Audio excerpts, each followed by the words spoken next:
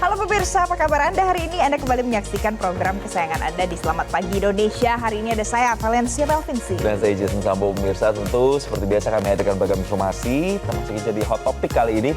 Kami buka dengan informasi Majelis Hakim Pengadilan Tipikor Jakarta Pusat yang menjatuhkan vonis terhadap 3 terdakwa kasus dugaan korupsi tata kelola minyak mentah dan juga produk kilang minyak. Di mana putusan hakim ini ternyata lebih rendah dari tuntutan jaksa penuntut umum.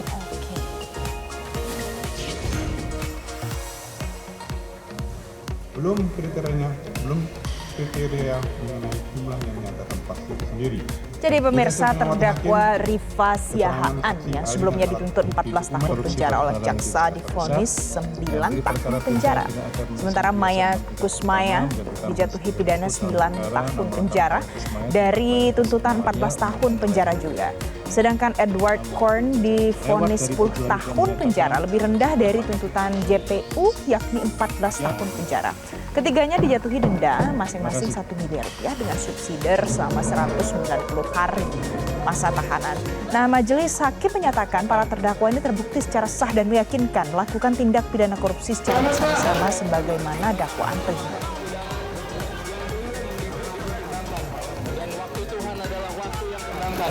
Dan waktu Tuhan adalah waktu yang paling baik akan menunjukkan keadilan. Saya percaya akan hal itu. Sabar, ini hak saya. Dan saya yakin dan percaya bahwa Tuhan Maha Baik dan saya yakin dan percaya satu hal yang akan saya tambahkan, bahwa saya tidak pernah menyesal mengabdi kepada perusahaan tempat saya.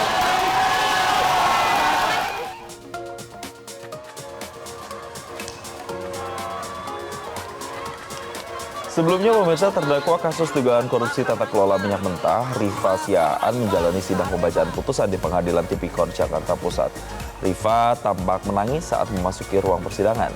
Adapun perkara ini bermula dari dugaan penyimpangan dalam tata kelola pengadaan dan distribusi minyak mentah serta produk kilang yang melibatkan sejumlah pejabat dan pihak swasta. Jaksa penuntut umum menilai perbuatan para terdakwa menyebabkan kerugian keuangan negara dalam jumlah yang signifikan. Dan kalau kita lihat dakwaannya, Rifa ini disebut memiliki peran dalam proses kebijakan yang dinilai tidak sesuai dengan prosedur. Pak, kenapa nangis Pak? Terharu ya Pak?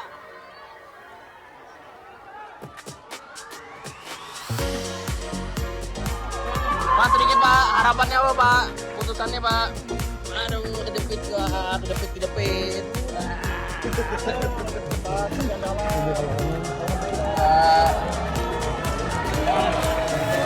Selanjutnya pemirsa, ada hot topic lain untuk Anda pagi ini.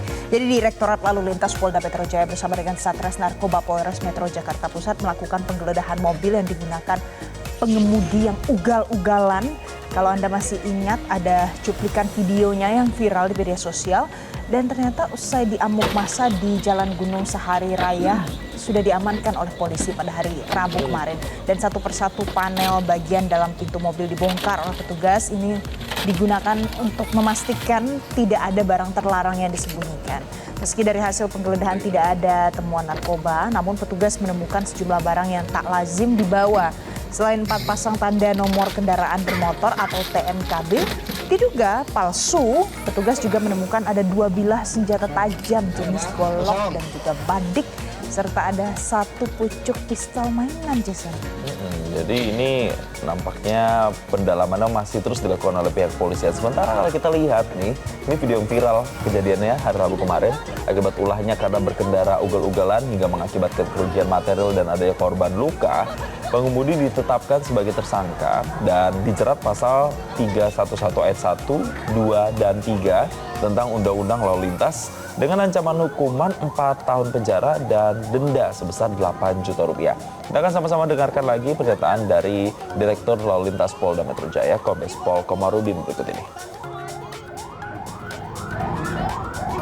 Memang tersangka tetap kekeh ya, bersikeras bahwa tersangka tidak mengetahui keberadaan barang-barang itu karena menurut pengakuan sementara itu kendaraan milik keluarganya ataupun kakaknya.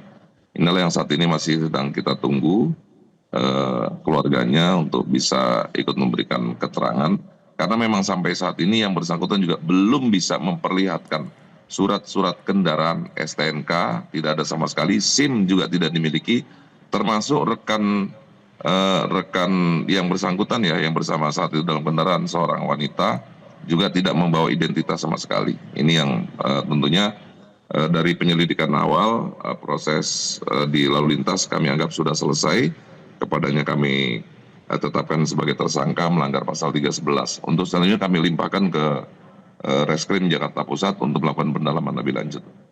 Oke pemirsa, kita tinggalkan hot topic yang tadi yang ramai diperbincangkan. Nah yang ini juga nggak kalah ramai Jason. Karena setelah dari Yordania, Presiden Prabowo Subianto melanjutkan lawatan ke Abu Dhabi, Uni Emirat Arab. Dan dari lawatan ini, Presiden membahas mulai dari krisis kemanusiaan di Gaza dan juga di tepi barat, serta memperkuat kemitraan strategis. Ya, memang beberapa waktu belakangan Presiden Prabowo melakukan kunjungan ke sejumlah negara. Dan setelah dari Yordania, langsung Presiden melanjutkan lawatan ke negaraannya ke Uni Emirat Arab. Di mana kunjungan kerja Presiden Prabowo ke Abu Dhabi ini menjadi bagian dari upaya berkelanjutan untuk bisa memperkuat kemitraan strategis Indonesia Uni Emirat Arab.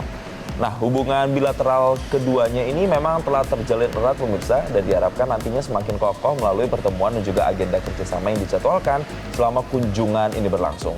Adapun lawatan ke Abu Dhabi juga menandai kesinambungan diplomasi aktif Indonesia di kawasan, sekaligus menegaskan komitmen Presiden Prabowo dalam memperluas jejaring kemitraan global yang saling menguntungkan.